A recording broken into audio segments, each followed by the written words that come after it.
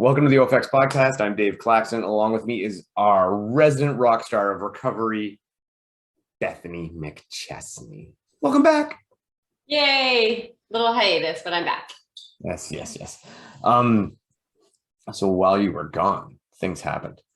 So actually, probably, and we're going to be pretty quick today, and then we're going to go to our guest because we got lots to talk about with him. Telluride. So the first thing I wanted to ask you about on Telluride is 30-minute penalty per burpee. Thoughts? Yeah, I was shocked actually. Again, this is one of these situations where I feel like the crime is not equal to the punishment here. So with the ultra races, the failable obstacles, you get a hole punch when you complete it. So when you come back, if you have your 6 hole punches, you don't do any burpees. So if you come back and you have 4 hole punches, you do 60 burpees, still 30 burpees per missed obstacle. So let's say you're doing like 60, 90 burpees and you miss 1 burpee and you get 30 minutes. That just doesn't make any sense to me at all. Like counting, I don't know.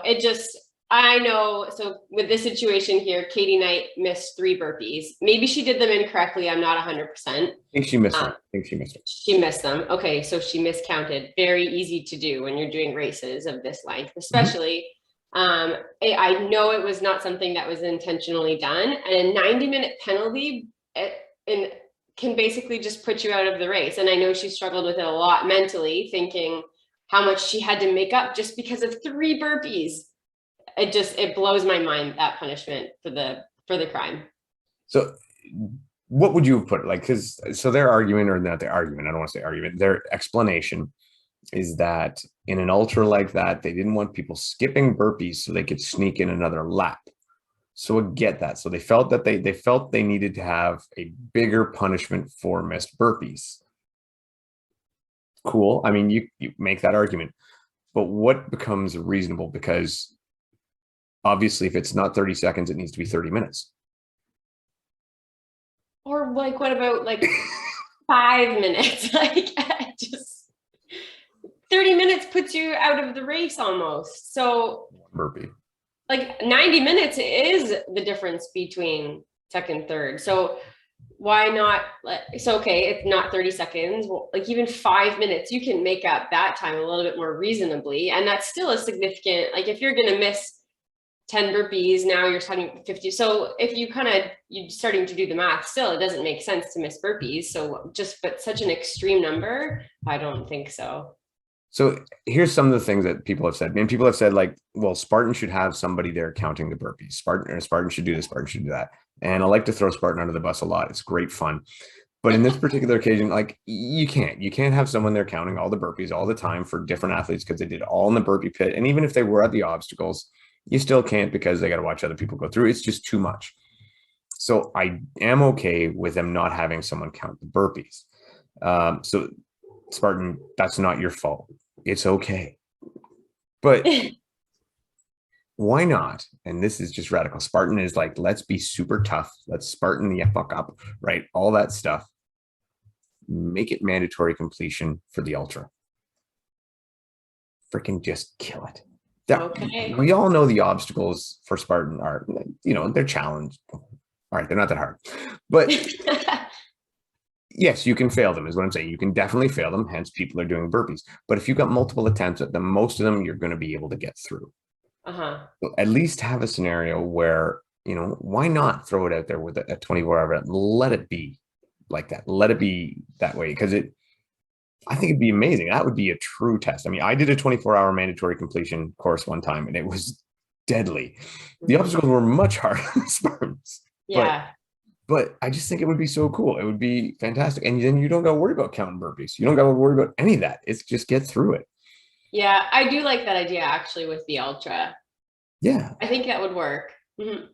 I personally like it with every Spartan race because again, it just makes sense to me. But burpees are just so Spartan. I know.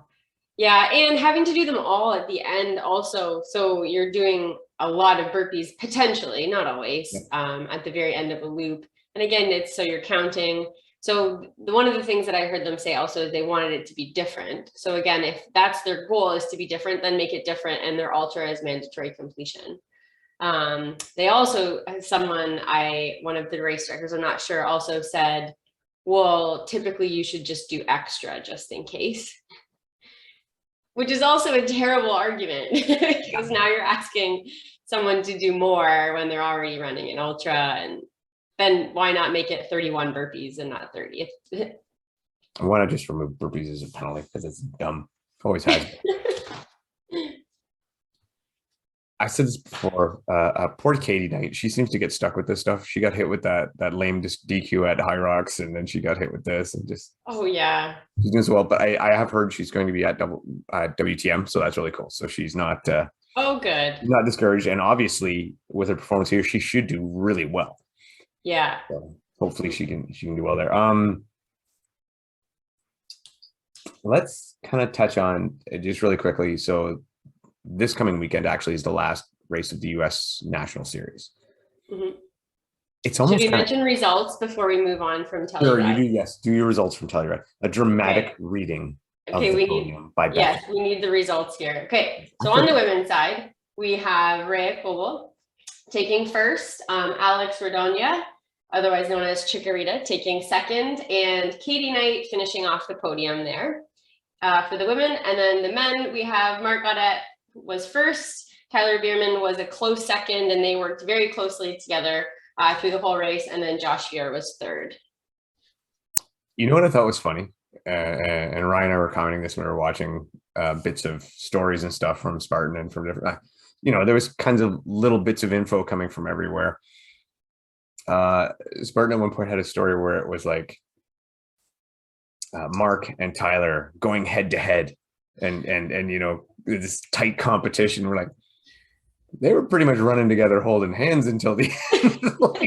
And talking. Yeah, they were getting each other. They were helping each other. It was not a hot-blooded contest. It was like, let's do this together. But I just thought it was funny. It was interesting. But it was a good race. It had great weather. I think, and I don't know if you saw Rachel Waters, who incidentally did fantastic. Came forth like, that's amazing for Rachel. Yeah. She posted the story like, I think it was the day after. Place is covered in snow. Oh wow. So they got lucky. Yeah, that would have been, then there would have been lots and lots of burpees slipping off of obstacles. Okay, so this coming weekend, US National Series, and quite frankly, it seems a little anticlimactic, at least on the women's side. Yeah, okay. Why do you say that? Because it's Lindsay's, it's done. Like, okay. like, I don't know. I find that for some reason the hype doesn't seem to be there as much as it was for the first one or whatever. And it's kind of strange because Atkins and VJ, it's whoever wins between those two. So they don't have to win. They just have to finish ahead of each other. Whoever wins between the two of them wins the series. And I'm like, that seems very exciting. Yet at the same time, somehow it's anticlimactic. I don't know why it's not generating. Well, it's not a 3K, so. Yeah, maybe it's long. But anyway, my money's on Ryan. I don't know if you feel any different. No, and it's not that VJ's not great. VJ's doing awesome. I just think horses for courses, and this suits Ryan. Yeah, absolutely. Yeah, no arguing that. I don't understand, and I think sometimes I hear VJ, and he almost sounds like he's falling victim to this logic sometimes. Everybody's like, well, sure, he can do this short course, but he can't do, he's no good at this, he's no good at that. Who the hell cares if he's no good at that? Just be the best at that thing you're doing. You think Usain Bolt cares that he can't run the marathon quickly? No, he doesn't. He does what he does, and then screw that other stuff. So VJ, stop listening to him. Just keep doing what you're doing. It's just because in OCR, it's still the mentality that you kind of have to be good at everything. Like this is with the VJ and some other people who've kind of started to specialize. It's the first time we've really seen it. Like in Spartan, it's just like you do two, sometimes 3 races in a weekend. So you kind of have to be able to do it all. So it's just, it's kind of shifting the mentality of obstacle course racing. Just keep doing what you're doing, VJ. They're all wrong. Yeah. Especially not Chris Roglowski, because she's making me look stupid all the time, just doing well at everything. Yeah. And then there's people like that. Yeah. Or Ryan, who has an extreme range, but that's just not necessarily that common. No, I do. And I do believe that those, even Ryan, it's going to get to the point where he cannot keep up on that short stuff because they'll just keep specializing. I really do believe it will happen. It is happening. So speaking of Miss Roglowski, she's going to the CrossFit Games because she needed something else that was different, or Spartan Games. Whoops. Oh, okay. That's different. However, if Chris does make it to the CrossFit Games, that would be really cool. I think we should start that now. Yeah, so she's going to the Spartan Games. Is she? Yep, she's, and I'll read you the names I know so far. This was actually posted by Obstacle Racing Media, so we'll go with that. We have, for the men, we have Ryan Atkins, VJ, which to me is a surprise. Hunter, not a surprise. Chris Harris, he's a bit of a CrossFit guy. Okay. Ryan Kent, no surprise there. Lane Meyerstein, who I believe is an Air Force guy. And Mac Roush. He was there last time too. No, Mac's never done the games. Oh, he wasn't? No. Oh, Mac will be interesting because Mac is like brute power. Not a lot of endurance. Just not his forte. So I mean, it'll be interesting. And I Hunter's already said he's going to completely play with Mac's mind. So that should be a lot of fun to watch. I actually think for the men, I think there's going to be a big difference this time in Ryan Kent. I think Ryan Kent is much more fit this year. He's much more ready. And I think he could be an onion in Hunter's ointment. Because, I mean, think about it right now. So Kent, there's going to be some form of DECA involved in this, right? Kent just set the record for the DECA mile. Yeah. So he's primed for that. He almost broke the record for the regular DECA strong, which means his time was faster than Hunter's time for previous DECA time. So those are events that Hunter usually relies on to win, right? In order to keep up with Ryan. And Kent could beat him that. Kent also could give him a run on Spartan Cross. Oh, yeah. Yeah. So, I mean, this could, whereas Hunter claims this is his time to catch Ryan Atkins, Kent could really play spoiler in this. I can almost see an upset, even though Hunter is very motivated after High Rocks. I think Kent could really spoil us. And I don't know. Yeah, that'll be interesting. Can either of them take Atkins anyway, though? It depends on the events, I guess. It all, exactly. Like the events, who knows what they could be. If they end up super heavy or lifting or wrestling or again, then those kind of things are putting Ryan Atkins kind of out of that in comparison to someone like Hunter. So it's all going to depend on the events. You put the super long endurance type stuff in it, which I don't think they're doing this year. No, not as long. Yeah, then I don't know. We'll see. And then for the women, we have Lindsay. Yeah. Chris Roglowski, Corinna Coffin, Tara Jackson. She's done really well on the Decas and the High Rocks. Yeah. Alex Vidaya. I'm not super familiar with her, I'll be honest. And then Meg Reardon, otherwise known as Megatron, who is quite a CrossFitter. She's high end. So again, it really comes down to what the events are. But Chris Roglowski, I think, is the Ryan Kent of the women's side. Yes. Oh, that'll be good to see her in that mix. Yeah, because she can do it all. She's proven all year long, right? We know she can be a killer at the DECA. We know she can hang on Spartan Cross, will be very good for her. And she does ultras. Yeah, exactly. So, I mean, it should be good. I've had my chance on another podcast to talk about this. Do you want to say anything about our friend Rachel? I'm really disappointed with how it was handled. And I still don't really understand the logic behind all of this, but yeah, leaving Rachel off because the Air Force doesn't want active military on a podium, potentially be on a podium. It An still active doesn't make any sense. army, not military. Army. They're okay. Army. Okay. I don't know. And I think she has every right to be upset. You send her an invite and then a few days later you renege. It just, for reasons that make no sense. I just doesn't make sense to me at all. Those are the situations when I would love to be a fly on the wall at that table when they're discussing that. Oh yeah, it would have been hilarious, actually. Mm-hmm. And I mean, I've discussed this before, like with a lot of Spartan decisions from the HQ is there not somebody in there going, guys, this is really fucking dumb. And this makes us look really bad. Yeah, we're looking like it's not a good idea. Yeah. Same with that 30-minute penalty. Like, really? This is what we're gonna do? I know. And then let's give a hypothetical situation where someone just misses 3 and now 90 minutes puts them out of the race. It's all good.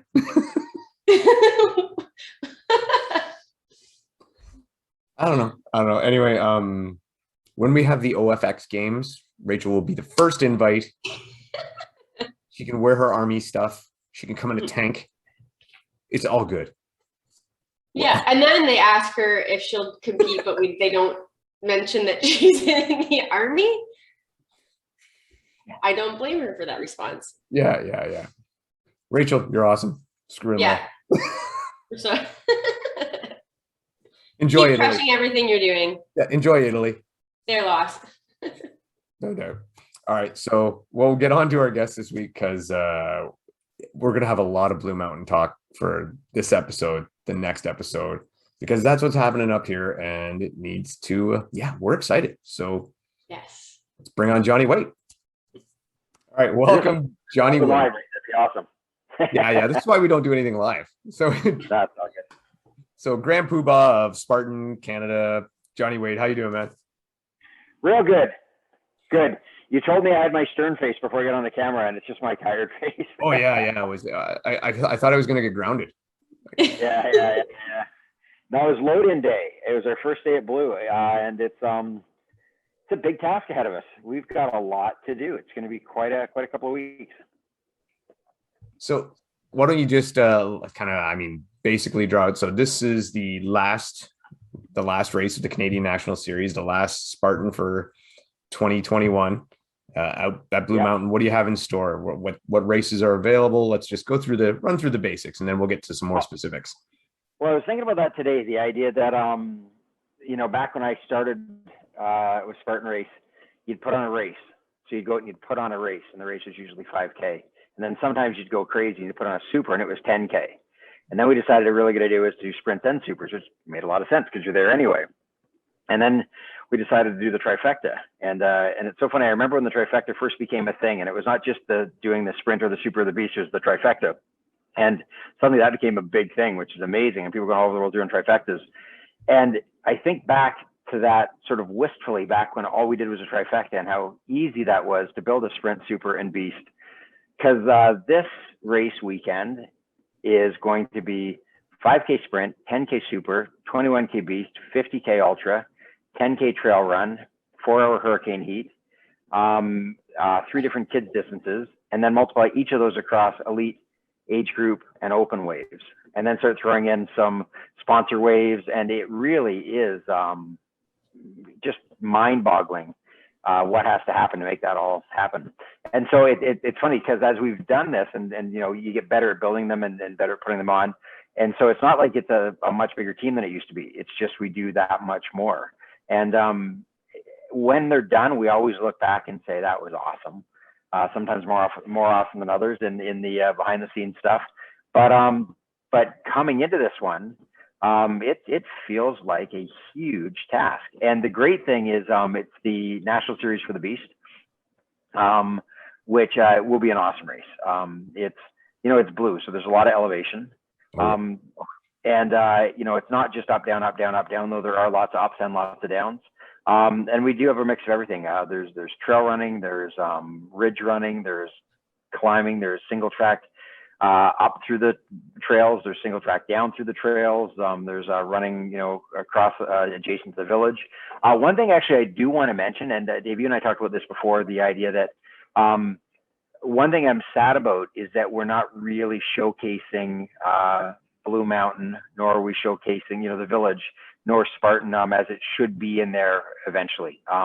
Last year with COVID, we agreed to base out of the South Base Lodge rather than the village.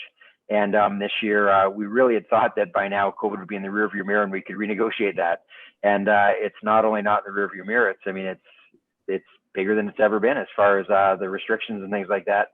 So it's going to be more like a traditional Spartan race than, for example, a Tahoe, or when OCRWC was here at Blue, where it's right in the village and it's just all the pomp and circumstance that goes along with that. We don't have the opportunity to do that this year, which makes me a bit sad when I'm here and look around, and this is such a great venue, and I look forward to it coming back here and being as big and grand as it should be. But this year, the race itself is going to be everything that it's supposed to be. Just the whole festival vibe and celebration of it all that you can do here at Blue, or an awesome village like this. We can't promise that this time.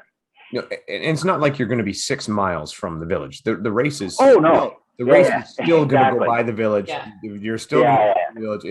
You're just. Well, and everyone's going to take advantage of the village too. Like, we're hoping that most of the people are staying here, and we know most people are going to be going out afterwards, and which is awesome. And one thing we're actually having a real challenge with right now, that whole supply chain thing that's happening to everyone right now with staffing and with getting supplies and things like that. We're struggling with getting solid food vendors for the village, for our festival. And generally you want to have 2 or 3 options in the festival, and great food. And we're still, it's definitely going to be some food there, and I'm still scrambling to make it as awesome as it can be. But I also realize that part of the reason we're having trouble is that a food vendor saying, look, we know that people are a 5-minute walk to 30 of the best restaurants in Canada. We're not going to really bend over backwards with a food truck that we know they're going to walk right past to go to Northwinds and Oliver Bonaccini and Copper Blues and all these amazing places that are there. So we really do hope people come enjoy the heck out of the race and then go enjoy the heck out of the village too. So, like you said, you're going to be working out of the South Camp, right? You said, or it's called South Base Lodge. So anyone who's skied here, the very furthest south part of Blue Mountain is called the Orchard, and then there's a lodge between that and the Southern Comfort Express chairlift, and it's where the Bull Wheel Pub is in the South Base Lodge. So anyone who knows Blue, that's where we are. And if you're coming into Blue Mountain, there's a roundabout now, whether you're coming in from Collingwood or you're coming in from Scenic Caves Road. As soon as you come around that roundabout, our parking's right there. You'll drive right by our base camp, see all the 6 great big Spartan trailers. And then the main parking is right away, and you walk just across the road to South Base Lodge. So it's as soon as you come into the Blue Mountain area, it's the first thing you hit. all right. So we got some questions from people that have been shooting stuff, and I mean, so start off. Might as well just start with parking. You said the parking's right there. What's the cost for the parking? Well, no parking, no cost. Spartan, we realized over the last couple of years that it's a pain in the butt for people to reach in and grab a bunch of money out of their pocket as they're pulling in. It's also a pain for us to manage because the backups when you're trying to make change for the $5 parking gets a bit much, and so they've just incorporated in the cost. So there's no charge for parking, no charge for a bag check either. They're both included. No charge for the bag check. Did you see? That's awesome. No charge for the bag check. Yep. Good. Yeah. Now, when we're starting on Saturday, so Saturday is going to be the big ultra and the beast. That's really what's going on Saturday. So how's that going to work? The ultra going to set off in the morning? They're going to wear the pennies or whatever you want to call them? Yep. Yeah. So by the way, I apologize. I just put these headsets on to get better sound, and it's starting to die on me. So I'm going to make a quick adjustment while I talk to you because if I suddenly disappear, I'm coming right back. No anyway, problem. The ultra is going off at 6 o'clock sharp. There's the elite wave and then right into open waves. So it's 6 and then again at 6:15. And then the beast starts at, ultra is elite age group and then open waves. And the beast starts at 7:15, I think. And the ultra, it's going to be two full laps with a transition area in between. And going to be 50K. So it's the 21K beast each time plus a 4K extra loop that has an extra obstacle and water station on it. And then, and the beast is going to be tough. The ultra is going to be real tough too. It's going to be like, you know, there were some sort of infamous ones out west, like Sun Peaks and Kimberley, that were really, really hard. And those are ones that I have to have a little bit of a thick skin as a race director, because afterwards you always take a beating. You know, half people think it was awesome. Usually those are the ones who finished, and the other ones who didn't think it was unfair and terrible. And then usually about 6 months later, someone will send me a note saying it changed my life. It was wonderful. Thanks so much. And you know, this is going to have that kind of element to it. Like, there will be a lot of people not finish the ultra, just because it's a beating. It's a ton of elevation. It's not easy running. And the other thing is, anyone can come and hike a beast and get finished in the 10 hours of daylight that we have. We're actually stretching it out a little bit. It starts, the ultra starts at 6, and the hard cutoff is 9 to be off the course, so 15 hours. But you can't come and hike 50K in 15 hours on this course. Like, you actually have to run. And that's what people don't understand. You know, I get people come up to me and they say, I don't get it. I've done 10 beasts and then I DNF'd an ultra. I'm like, you can do 100 beasts. You know, it's a different race. And and so it's going to be that kind of a tester. Like, there's nothing easy about it. And what I love about the beast is it's just as hard. It's only half as long. So you're still going to be super challenged. So I say to people, come out and do the beast. Like, actually, like, really, really challenge yourself, and finish. Right? Like, it'll be awesomely difficult and brutal and crazy, and you'll finish. You'll get a medal, and you feel really, really good about it. And the reason I say it like that is because anyone who then says, no, I'm going to do the ultra, awesome. And you may very well not finish, and that's okay too. But don't sign up to do the ultra and make yourself feel good about yourself, because you're not gonna. You're either gonna finish and feel terrible, or you're gonna not finish and feel terrible. Either way, hopefully the next day you'll feel good. Is that a fair way to put that? That's perfect. Yeah, sure. Hey, by the way, I'm just gonna turn this headset off. It's beeping at me like. So No problem. Switches over. You can hear me now, but I'm going to do one quick thing because I apologize earlier. It was not great sound. There you go. We'll just keep going. Can you hear me okay? Yeah, we'll get by. Yeah. Sorry about that, guys. That's all right. Okay, so here's a quick question. If you're doing the ultra and you don't make the cutoff time, but you finish, do you still get credit for a beast? Nope. Hard no. I had to ask. That's a good question. You didn't sign up for. Sure, it's a great question. But if you signed up for this super and dropped out at 5K, would we give you a sprint medal? Well, why you gotta be like that? There's my answer. I'm just gonna take the medals anyway. I don't care. Run by, grab them all. Everybody will be really tired. They won't be able to catch me. It's good. But you know, the neat thing with this one, each of the distances is actually a really cool challenge. Like the sprint, it's a tough sprint, not a brutal sprint. You know, it's going to be a great one. They get up to the top, they get in the 20 obstacles. There's some nice open running. It's going to be great. The super is proportionally more challenging, you know, and it's got more running, another trip up the top, and so, you know, each one gets progressively harder, like it should.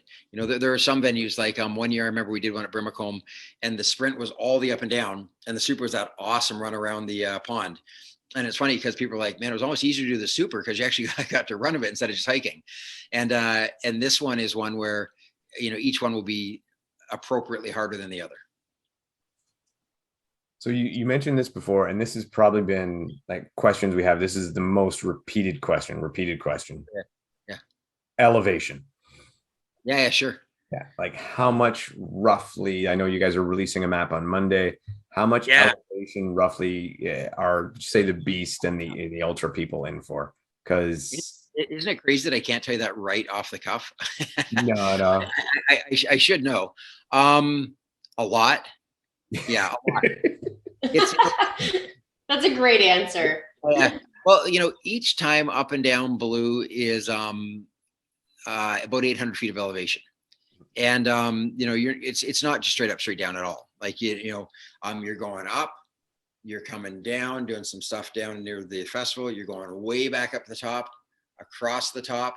And then if you're doing the beast, you carry on across the top, go all the way out and around down to the very north end, down past Toronto Ski Club. Great big, awesome run through the bush down, cross past Toronto Ski Club, all the way back up the top, down the bottom, run a little bit along there, wind your way back up the top again.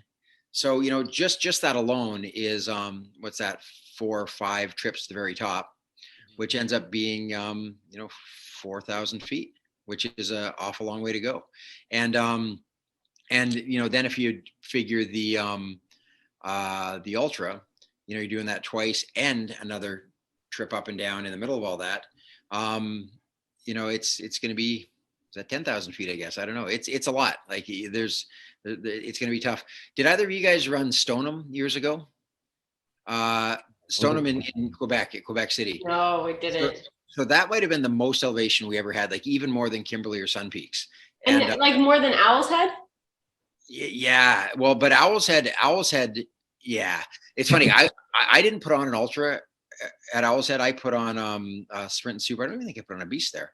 But I know that back when the 2 licensees ago put it on there, and it was up, down, up, down, Yeah. up, down. And I don't really, like, it's funny, years ago there was like, Norm and Chris Accord and everyone thought there's this arms race with us all, that we're all just trying to put on the hardest races in the world. And I can't speak for those guys, but my intention was never to put on the hardest race. It was to do something that was really cool, really challenging, really interesting. And at the end, you'd feel like you'd accomplished something. And sometimes you overshoot the mark. Like Kimberly, the one year that was so savagely hot, and that just changed everything. And it was brutally difficult. A lot of people still finished and they felt really, really good about it, but a lot of people didn't. And that's one that if I could redo, I'd probably make it not as hard. I think back in the day, like back in that, before I came along, when Owl's Head was up, down, up, down, up, down, and it was crazy hard. But I've also heard from people that there was never any joy where you got to like run and think, this is why I'm here. This is amazing. And, that's what I loved. The second year that we were at Kimberly, where we had an amazing ridge run across the top, and you just climbed the most brutal climb. And I remember Austin won the ultra that year, and he said that when he was running across there, he just felt so good, just loved it. And I think it was Mick and a fellow who was up from the States, I can't remember who, at one point they were like neck and neck for first, and they actually stopped and said, let's just agree to stop for it. We got a long way in behind us. This may be apocryphal, but this is how I remember it. They said, we're going to have to hammer to the bottom. We're going to race to the end. Like, one of us is going to win. But let's take a second and just really appreciate this view and be so grateful for what we've done. Ready? Go. And I love that there's that moment of just unadulterated joy that you want to stop and soak it in. That's so cool. I love that story. Yeah, thank you. Yeah. And Mick may be listening going, really? That was me? And I believe it was, if I remember correctly, but yeah, I remember that meaning a lot to me, that those guys actually took the time to do that. And it's funny. I've never actually been much of a racer myself. I'm not fast. Most of my racing was back sort of the death race days, the really long stuff. But I remember moments like that where you're suffering, it's awful, but there's just that little bit of bliss in it somewhere that you stop and you think, okay, I got to bottle this up. I got to remember this. And that can be at any distance. It can be running 5K in the morning as the sun comes up in the park. You don't have to be, climbing the mountain, but just to stop for a second. Years ago, I did the Halliburton 100, the race in the Halliburton Forest. And I remember it was really cold. And then as the sun came up, it got warmer. I remember just stopping for a second and saying, dude, like, actually enjoy this. That's how I want people to appreciate these races, is like hammer, hammer, hammer, but somewhere in there, smile and like really enjoy it. So yeah, there you go. That was my soliloquy. So it's like marriage. It's this constant, terrible hell with small little bits of joy in it. You said that for the benefit of your lovely wife. I know you did. Yeah, and she's like 3 feet away, but she didn't hit me, so I'm good. No, you're all good. You're all good. Yeah. So that's but as far as the nuts and bolts of the races this weekend, the ultra goes off first, then the beast. It's going to be a long day Saturday, but I think people are going to really, really enjoy it. And then Sunday we've got the super elite wave goes off. and then right after the trail run goes off. And the trail run, it follows the first maybe 800 meters of the OCR course, and then it jogs out, and then it never rejoins until right near the end. Oh, wow. So it's very independent, and it's going to be now. Having said that, what I mean is it never rejoins the Sprint Super, because that's what's running the same day. It will take in some of the what would have otherwise been the Beast and the Ultra, but not following the same route. It's going to be slightly different. See, that's amazing. I'm not a trail runner, never done the Spartan Trail thing, but I do appreciate the fact that it's that they're not just having you run the same course without the obstacles.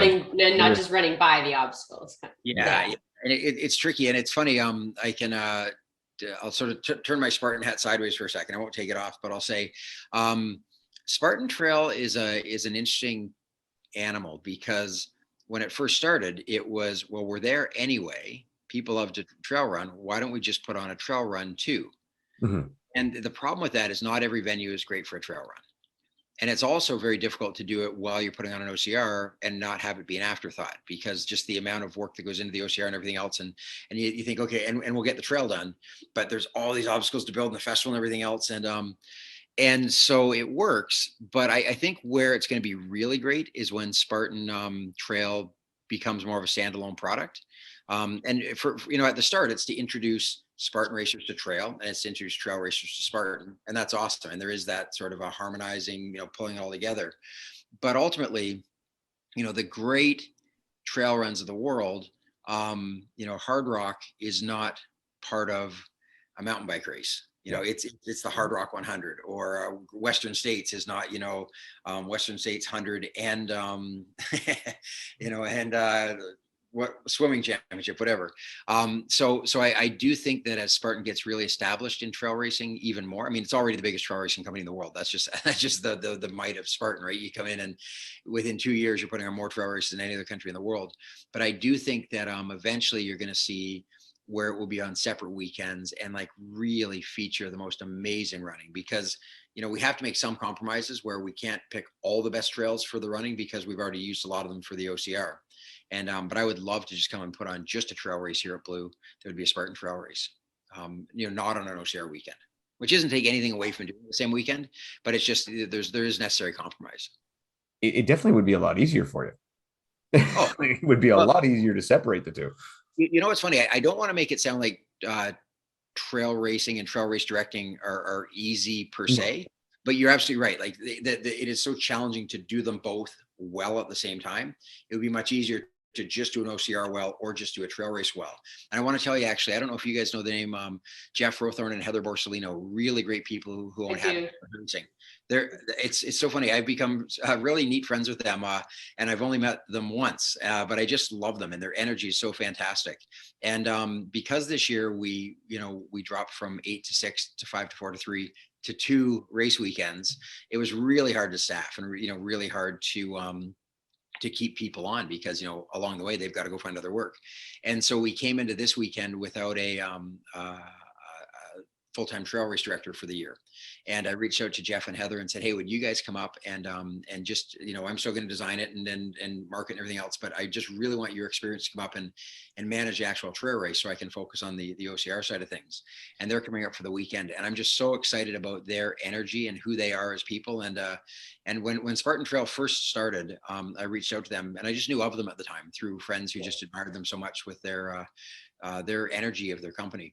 And I reached out and said, hey, I want you to know, like, we're putting on like 2 trail races this year in Canada. Like we're not here to overrun great grassroots race directors like you guys. And they appreciated that. And so when I reached out to them and said, hey, if you're free this weekend, I would love to have you come up and be part of this one. They said, yeah, great. So anyone who is coming to do the trail run, there's going to be a bit of a Jeff and Heather touch to it, which is nice. Nice. Happytrailsracing.com. Okay. So I don't know Jeff and Heather, but I know of Happy Trail Racing. That's, yeah. That's they're also somewhat infamous because Jeff has come up with Crappy Trails Racing. And so happy Trails are these amazing, great races that, are just such good energy. And then every now and then he'll come up with just a horrible idea. Like, it's a Sisyphean, terrible mind fuck of an idea. And he does it anyway. And he calls it crappy trails, which I just love. And it's like, and he says, it's going to be a painful race. There's going to be no medal. And it's $1 to enter because I don't want to make any money on it because that's to be crappy for me too. It's almost like he encouraged you to bandit his races. And so, yeah, so happy trails is fantastic and crappy trails is equally fantastic in another way. Okay. I better put this Spartan hat solidly back on before I do too much of our competition. For $1, I might even go. Yeah. One of the other questions that we got, water obstacles. Will there be water obstacles at Blue? No. And the reason is it's the Niagara Escarpment. And we're not allowed to dig here. Yeah. And that's what I told people, but you have to tell them. That's you. Yeah, no, exactly. Yeah, we dug at Red Deer. We put in the rolling mud there. And we'd love to dig here too, but we can't. So I think we're better off without it, but that's just me. No. Well, the other thing is it all depends too on what kind of weekend it is. Like, at the end of October in Ontario, it's generally pretty wet anyway. And these are clay-based hills. So, if it gets real wet and you're slipping and sliding up and down those hills, you're going to be plenty muddy and plenty wet anyway. Now, that said, today was 24 degrees and we were all in our t-shirts and taking off our sweatshirts. And if the weekend's something like that, then it's going to be like a July race. Wow. So we'll see. There will be awesome showers at the end. And the nice thing is the showers are off a fixed water source and they are on pavement with a solid drain. So you're not going to be standing in that's the worst part with the festival when it's been raining all day and you come to shower off and you're up to your knees in mud because that's the only place you could put it. And so as muddy as you may get during the race, you can get very clean after. And I do like we've both told stories about racing at Blue, and I remember going up on the rainy weekend and like punching holes in the mud so I'd have places to put my feet because it was just that slick. So, and it may well be. We'll see. But the great thing about that is those are the ones you do tell the stories about, right? And I explain that to my staff too. Like when we have like just a horrible day of working, like I know at Telluride, for example, they just finished the OCR, the Ultra World Championships down there, and on teardown. You're exhausted. You've just put on this incredible 24-hour race. You've worked 10 days to build it and everyone's just completely smoked. And then you have to tear it down in 3 days. And then they got hit with a 2-foot snowstorm. And so they're still tearing down a race, almost a week after it happened, well after they'd planned to be there. And there's just sometimes that it just sucks so bad. But 5 years from now, those are the times. And I always tell my staff this. On a good day, enjoy it now because you'll probably forget it later. On a bad day, remember that you're going to look back on this and say, dude, do you remember that time? Oh my God. And so true. That's the same from a racing standpoint, right? Like nobody remembers the easy days. Like they're fun at the time, but you don't look back and go, do you remember that time that nothing went wrong and everything was good? No, you don't remember at all. So so if it is one of those crazy rainy weekends of like clawing your way up the hill and sliding your way down and those are the ones that you talk about forever. Yeah. And it'll make for epic racing. So far I've looked at the forecast and it's looking like low teens and mild chance of rain. It'll be a perfect day. Same thing. It's a long way away, but last I looked, it was 30% chance of rain and like 15 degrees. Yeah. And I'll take that all day long. I would much rather that than 30 degrees. Yeah. Yeah. Well, even today, I was out there today and even today it was almost too hot. Like just I agree, going up that hill, it was almost too hot. Yeah. No, we were sweating working. Okay, so Johnny, you need to let us know as well. What are they doing about vaccine passports or negative COVID tests? Yeah, that's a great question. And it's been a little bit of a moving target, but we're very confident it's not going to change between now and the race. So because it's an outdoor event, we do not require tests. We do not require vaccine passports. We do not require masks on course or in the festival. Now, that said, our staff are testing constantly, an average of every 2 days for the people on the course. We have to test in before we can even come to the event. We have to test as soon as we get here. So we know that we're keeping ourselves safe and not putting anyone else at risk. But it's also a lot to ask of racers who are just coming to run outside, that they have to get a test in order to come up and do the race. And the vaccine passport, I do recognize that a lot of people feel strongly about, they're getting a vaccine or not getting a vaccine. And I think it is really challenging right now for people, that there are so many things that they can't do because of that. And you know, I'm fortunate that it was easy for me to make the decision to get it, and that's great, and it allows me to do a lot of things. But I'm not judging people who've decided not to, and I feel bad that there are so many things they can't do. And this is something that they can safely do. You know, they can come, be outside, run outside. You know, they've determined that it really is an airborne thing that has to be close contact. You know, you're not going to get it because you touch the same monkey bars as somebody else. And but we want people to be as comfortable as they can be. So, you know, if you're somebody who feels that you are still, you know, at any kind of risk outside, absolutely wear your mask in the festival. Like we encourage it. We think it's great. And there are hand sanitizing stations, lots of places around the course and the festival. But we also know that the guidance and the evidence now is that if you're outdoors at any kind of a distance and moving at all, the risk is very, very close to zero. And so for that reason, we're excited to welcome everyone to come and race. Now, I do want to mention the caveat to this is there is one time when you'll be indoors and it's just walking through, and we're limiting to very few people at a time. When you come to registration, you're coming up through the South Base Lodge, like through the inside and then back out. And the main reason for that is because when you're running a race on a rainy day, if it gets like that, registration's a nightmare. You know, the computers get wet and everything's cold and nothing's working, and the forms are all wet, like everything's a real disaster. And this way, we bring them through the inside. We got hardwired internet there, so it can be really fast. We don't have to worry about breakdowns. And then they go back out the other side. They are required to wear their mask when they come through there.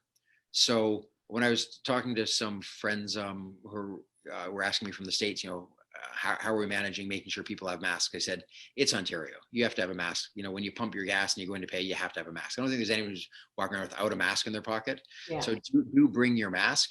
You're putting it on when you come through the building, you take it off and you go back outside, or leaving it on if you want to. That's great too. But as it stands, if there was a mandatory vaccine for outdoor activities, we would have had to really reconsider if it was feasible to do this. But because there's not, yeah, we feel confident we can do it.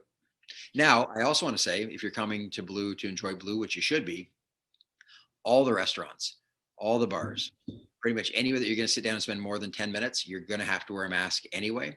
If you're just popping into a shop and out, I don't think they make you there. If you're going into your hotel, you have to wear your mask everywhere. You really do have to wear your mask everywhere except if you're eating. Yeah. I mean, from a vaccine standpoint, if you're going to go sit down in a restaurant, you do have to have a vaccine. If you're going to go dancing, you have to have a vaccine. If you're going to come stay at a hotel and you're going to do the race and you're going to go sit in an outdoor patio, I think even the outdoor patios here may require the vaccine. I know Ontario doesn't, but yeah. I'll jump in on that. Today I was in on one of the patios, and yeah, we were still required to have the vaccine to go in through the restaurant to be on the patio. So yeah. I think you're right on the money. If you want to take part in a restaurant or anything, I think that's just how it's going to be. Yeah. And you know, I was talking with Blue about that a while ago, and their position, it's not, we don't want to penalize anyone, but we're just really concerned about our staff, and they really want to keep their staff safe, and I respect that. You know, it's funny. Speaking of staff, and that's such a challenge everywhere right now. Like, this has been a really tough year for us staffing wise, because you build up a staff and then you have to cancel races and they go and do other stuff, and then you try and hire them back. But, you know, everyone's short on staff right now. It's really hard to find people. And then with Blue, you know, when we're talking with them, like, you know, they've got restaurants that are running at, you know, limited capacity, some of them because of staffing. So it's, what I want to say to people is, wherever you're going right now, the people who are working really, really hard. So if you're at a restaurant and the service is at all slow compared to what it's been on other days, thank the heck out of your server, because it's not that they're not as good as their job as used to be. It's that everywhere is struggling right now. With staffing and with supplies, you know, making sure they have all the right things. And so now, having said that, every time I've been on Blue, it's been amazing. The food's great, the service is great, everything's great. But I was doing my site visit in Montreal just before we had to pull the plug on that one. And that the reason for that one was the mandatory vaccine was announced very soon before our race. Like, we were going to be there, you know, a couple weeks later. And it was already one that was going to be logistically really challenging. We've been scrambling for a venue. We finally found one, but it was really a tough place to put it on. And then that vaccine thing came in. And here, we're working with Blue Mountain. I mean, it's a great partner. You know, they can help us make sure we facilitate things and do it in a way that makes our guests and racers happy. The one in Quebec we knew was going to be a real nightmare to implement, and it just made sense to not do it. Like, it was going to be making more people angry trying to put a race on than we would by not having the race. But what I was going to say is, when I was there, I was in a restaurant, and there was a lineup to get in, but half the restaurant was closed. And somebody behind me was losing their mind. I want to sit there. I want to sit there. And they're trying to explain to them, sir, we only have 3 waitresses tonight. Usually we have 9, or, you know, servers, I should say, not waitress, servers. And yeah, so anyway, I don't know why I went down that tangent, but just that, you know, our business actually, I can't think of a harder business to be in right now, in terms of, you know, you're dealing with staff and you're dealing with getting stuff. I'll give you a great example. You know, there are a lot of things that we've done as improvements this year. You know, we've got a bunch of new obstacles. We've got the beater, we've got the twister, we've got the box, we've got the pipe layer, we've got, you know, yada, yada, yada. But one of the biggest things I was really excited about was having fall protection, like the actual mats, rather than straw and mulch, because it makes a big difference when you're out there. Like, have that confidence you're on this. And I'll tell you, from a build standpoint, it makes a massive difference, because we just lay down a mat instead of bringing in straw and mulch, piling it up, you know, getting the volunteers to keep it piled up all day. Anyway, we ordered our fall protection in February. It was supposed to be manufactured, finally got manufactured, supposed to be shipped. It's not coming. So we've honestly paid for fall protection almost a year ago, did everything right to get it here.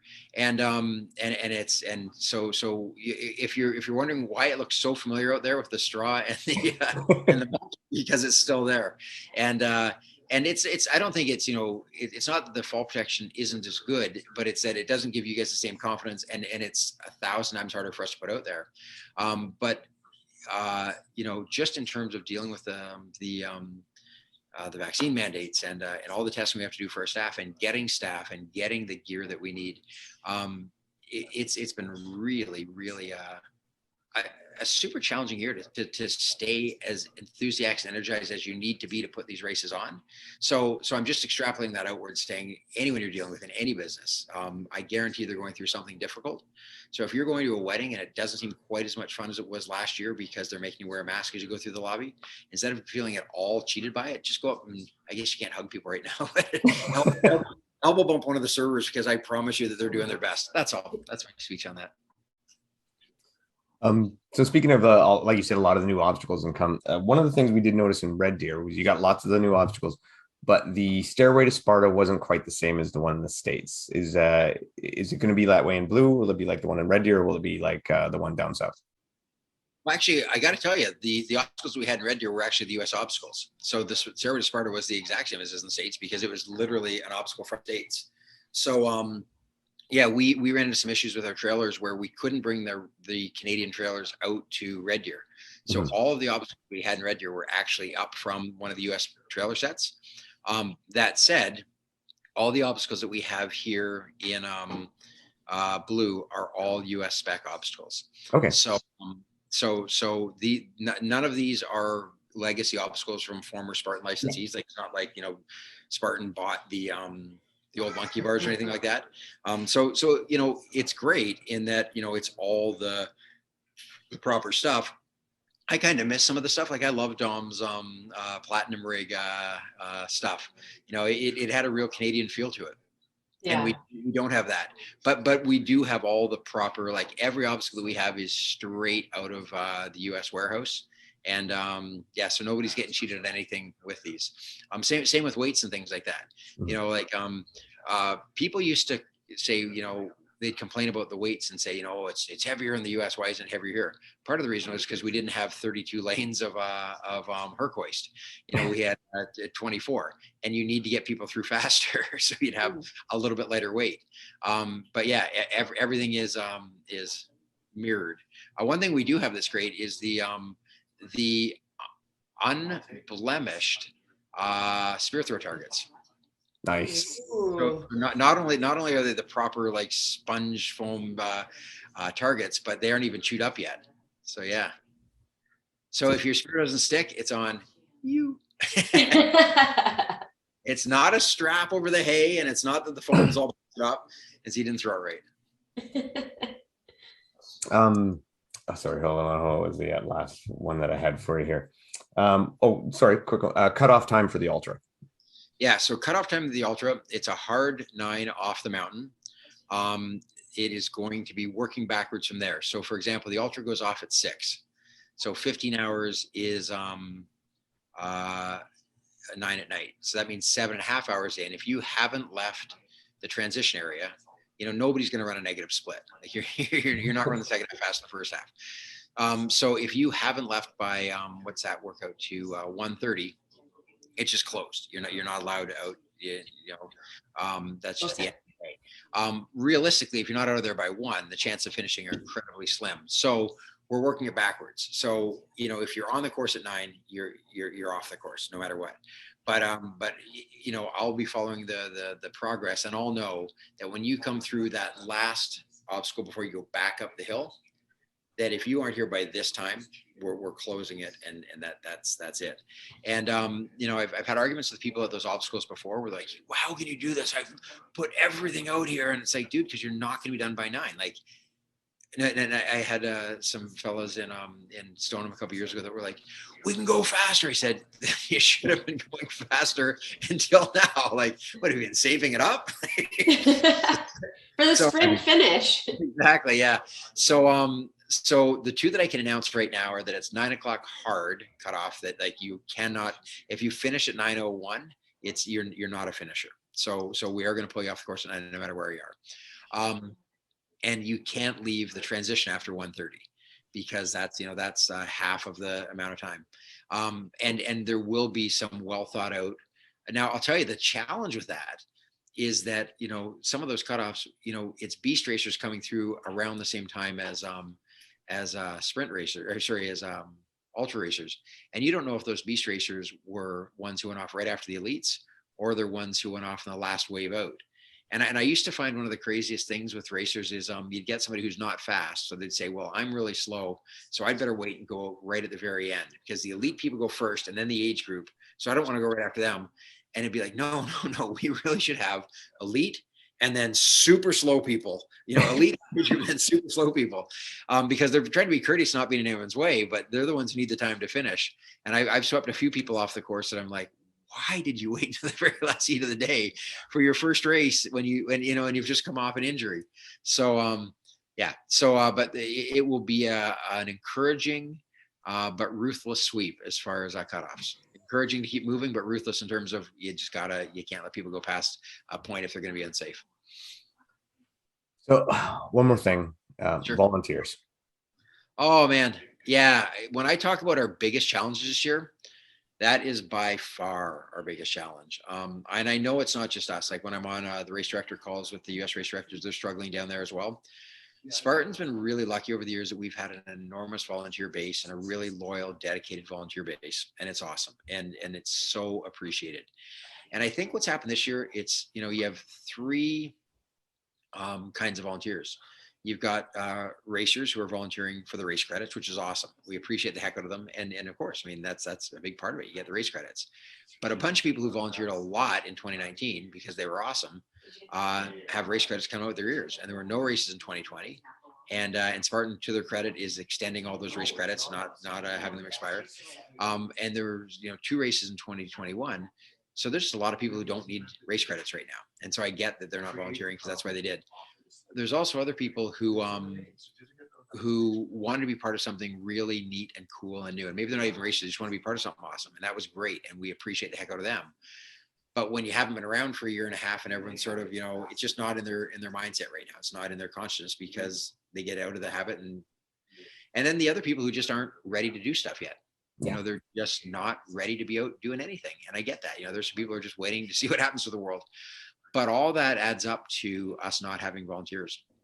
And even things like, for example, you used to go to the gymnastics club and say, hey, we need volunteers. But the gymnastics club used to have 200 people in it and they met every week. And, they haven't been doing that for 2 years. They may be now finally back together, but, it's half the number of people. And a lot of it's online with like 1 class a week rather than 5 class a week and things. So, and same with gyms. Like, gyms have been a great source of volunteers for us. The gyms are just barely open again. And so the hardest part with that is that it really impacts our ability to put on a safe race. It's not just giving out the t-shirts at the finish line, which is an awesome volunteer. We appreciate them, but it's manning the water stations and manning the obstacles. And especially when we're talking about, so what I'm looking for here, competitive waves, like the fact that it's a national series race and a national series beast, that's a lot of obstacles to marshal. And, the marshals are also volunteers. And I said something on Matt's podcast a while ago that got me in hot water when I was being roasted over the whole officiating thing out there. And I said, dude, you're talking to the wrong guy. I don't care about the competitive waves. I don't. And I didn't mean it like that. Some of my very best friends are the competitive racers. And hang on, just you're going to hear some behind the scenes. Do me a favor and talk to Adam and find out what's going on. Sorry, that's my security manager calling. He never calls me unless there's something going on. So no problem.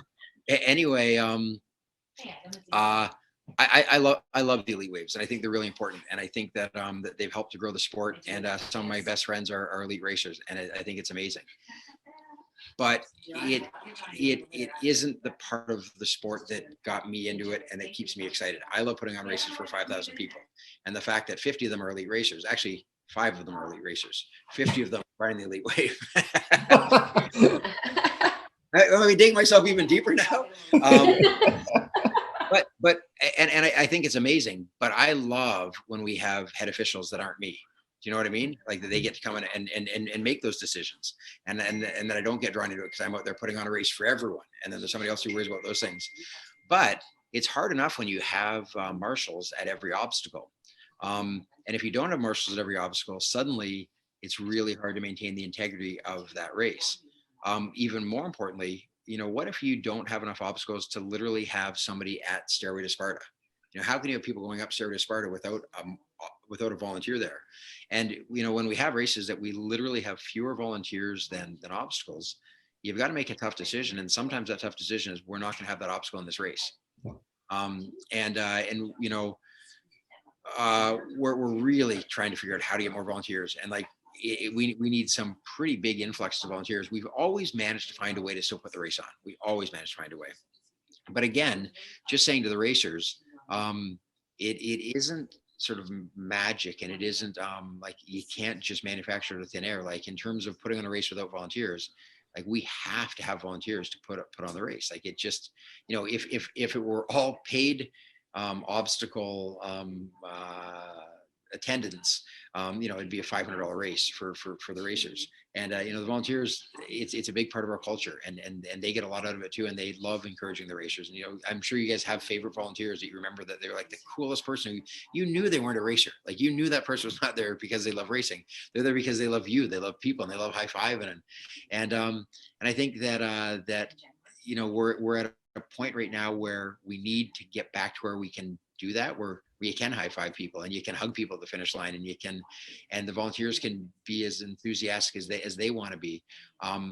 But yeah, so if you know anyone who wants to volunteer, please tell them to come out. If you are coming to the race and can bring somebody with you that they can volunteer, please do. Especially like I say, with an ultra, like the race goes off at 6 a.m. We're putting people on the course at 5 a.m. Some of them are out there till 9 o'clock, 10 o'clock at night. It is a crazy long day. It is a rewarding day, but yeah, it's crazy trying to do it when the volunteers just are not coming like they normally would. And I totally get it. I don't think that, that they've suddenly become less awesome people. It's just that, that people are less engaged right now in general.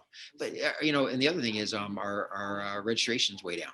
And that makes sense too, because people just, they need to get into the flow. So it's going to, the other thing with this is we always try to make sure, like Red Deer, the feedback I got on Red Deer was fantastic. Like from the racers, it was like, this was so great. And that was really awesome, because it doesn't always feel like it's going to be when you're putting it on, because they say you never want to see sausage being made. It may taste great, but it's a horrible process. And right now, with new staff and with all the challenges, you're just grinding it out, and then the day is awesome. And I know that's what this day is going to be as well. But the challenges with trying to do it with not enough volunteers and trying to do it with a new staff is quite something. So volunteers, please get the word out there. Please tell them to come out. Just so that people know what's in it for them. Other than just a great day and people really appreciating you and getting to be part of something awesome, you do get a free race credit. You do get the volunteer t-shirt. You do get a lunch. If you work the whole day, you do get upgrades for other merchandise. If you work the whole weekend, you get extra race credits. Like there's all kinds of stuff that we can do. So the other thing in the past, it used to be that if you were going to race Sunday, you had to volunteer Saturday. Now, if you want to race Saturday and volunteer Sunday, we trust you. Come race Saturday, we trust you're going to come back and volunteer Sunday.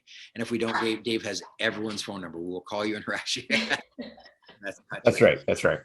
You know what? And I talked to Chris Roglowski just last week, and she volunteers all the time at every races. And if she can make time, you can make time. And we found this in Red Deer.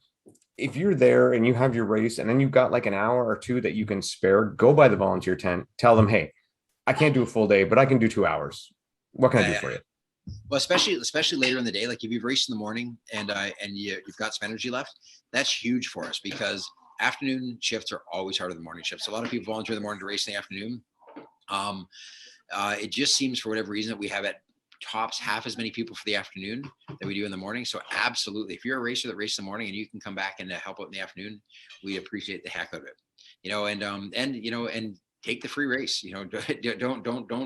Don't be selfless. Like we want to reward you with the free race for coming out. So, and if and I know that for the most part those free races are for open waves. I think you can upgrade it. Pay the difference or whatever. But if you're somebody who already has an elite seasons pass or an age group seasons pass or something, the great thing is if you volunteer for the afternoon, you can give that race credit to a friend and take a friend who wasn't going to race and turn them on to this great thing that's been so good to you. Awesome. Yeah. We had a great time volunteering actually in Red Deer. We spent the morning there and we had a blast actually. So it's well worth it. Yeah. And you guys bring such great energy and I really, really appreciate it about both of you guys. And it's just such a neat thing. And, when people volunteer, for the most part, it's a really rewarding experience. Like you said, it gets fun. It really is fun. And the racers generally, you hear a lot of thank you volunteer, thank you volunteer, thank you volunteer all day long. And so if you if you've ever felt unappreciated, come out and volunteer. Guarantee you'll get appreciation from John Cross. I just know it. There you go. Absolutely.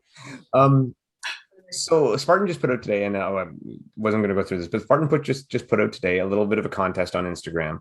Yep. 2 trifectas going to be happening in Canada. If you can guess where they are, prizes. I can't remember the prize. So I mean that's kind of cool. But do you have any information that you may be able to put forward about 2022, about things that we can expect in 2022? Yes, I can tell you that most of the schedules will be announced pretty soon, like within the next week or two. Some of the schedules will be announced before Blue Mountain. Like for sure, there will be races open for next year before this race happens. There will be some brand new venues that are really, really exciting. One in particular, that where we've not been out west before, that is going to be like just a fantastic venue. And the other great thing about it is at least the major city that it's based out of, you can get there easily from pretty much anywhere in Canada. And that's what I love about it, is that it's it's not somewhere that's right next door to somewhere else, but almost every airport in a major city in Canada will fly there. So there you go. And yeah, I'm writing down for clues here. It's like finding out where Springfield. That's a great teaser. I'm racking my brain here. I'm really excited about this Western Canada big mountain venue that is going to be new for us. There's a strong possibility of going back to some favorite old venues in Eastern Canada, I feel bad when I say Eastern Canada because I have all these great friends in the Maritimes who are dying to come back out there, and we want to. It's not going to be 2022, but in the eastern half of Canada, there are some venues we've been to in the past that we're trying to go back to in 2022 that'll be amazing. And then some of your favorites that we've always been to, we're going to be back to, of course. So there you go. How's that for some hints and some clues? And then the other thing is, I really do think that certainly by the end of the calendar year, even earlier than that, the entire season will be fully locked in, announced, and ready to roll. And I don't think you're going to see any cancellations next year. If COVID is that big a factor next year, we have much bigger problems than OCR. I really think it has to be under control by then. Spartan Canada is super strong in terms of with the US behind it. It's not like it's going to not happen. It's not like there's going to be any kind of a shrinking. It's going to be a growth. And the other thing that's awesome, as most people know, Spartan and Tough Mudder are no longer competitors per se. It's under the same umbrella. And I know they're going to be at least 2 and maybe 3 Tough Mudders in Canada next year. And they're going to be awesome as well. Is there any way to get a venue even closer to my house than Blue? Pretty good here. Like an hour is not bad, but even closer is even better. We could probably do a hurricane heat. How about that? All right. Hurricane heat out of my garage. Hurricane heat in your basement. Well, you got to get through the kids' laundry there. You don't want to do that. That's just torturous. Beth, that's all I got for today. Yeah, me too. Thanks so much, Johnny. You're putting on amazing races. We super look forward to next weekend. Thank you, guys. Hey, I want to give a quick shout out to a couple of the other staff. Bear has been part of Spartan Race Canada longer than I have. He's our construction manager right now, but anyone who knows Bear knows he's way more than that. He's kind of the heart and soul of Spartan Race Canada. And so I want to give a shout out to him. And I want to thank, we've got some great partners who've come from afar to help us out with this one as well. And it's going to be awesome. But yeah, as the race director and sometimes being the face of it all, you get a lot of the credit. And really, I certainly don't do any more, and maybe not even as much as some of the other people sometimes. And so Bear in particular is one that I just want to give gigantic, enormous props to, because he really is to me the heart and soul of Spartan Race Canada. That's Nick Bertrand, for anyone who is wondering who Bear is. And I lied, I did have one more question. Official map release. I thought it went out already. So I'll make sure it goes out the next day or two. Yeah, it's funny. I'm terrible for partly because I'm always working, but you sent me a thing a while ago and said, "Did you see this?" And it was a meme from some other thing, and I can pretty much guarantee you I have not seen it. I do not consume as much obstacle media as most people, because I just live and breathe it. And that's why, like, I watched the stuff you guys put on in Red Deer, and I was like, man, that is really good. And I knew you guys put on good stuff, but I was blown away by how good it was. Like, it was awesome. And but yeah, it's funny, like when you ask me if the map's gonna, like, I don't know, I don't check our Instagram ever. but for anyone who doesn't follow enough obstacle media, check out OFX. These guys are. I'm preaching to the choir now because you're already here, but no, you guys really do put out amazing stuff. Somebody asked me today if I could go out tonight. I said, no, I'm doing a podcast interview. And I said, it's funny. Usually I say it like this. Oh, I'm doing a podcast. And I was like, no, I'm doing a podcast interview with these really nice people. Yeah. So thanks. Good work that you guys do. Thank you. Awesome. Thanks so much, Johnny. We look forward to seeing you, and everybody volunteer. If you don't volunteer, don't bitch about it. All right. Exactly. Yeah, exactly. Thank you. And come to Blue. It's going to be fantastic. Again, it is a world-class venue as far as all the extracurriculars go. And the race itself is going to be one people talk about for years.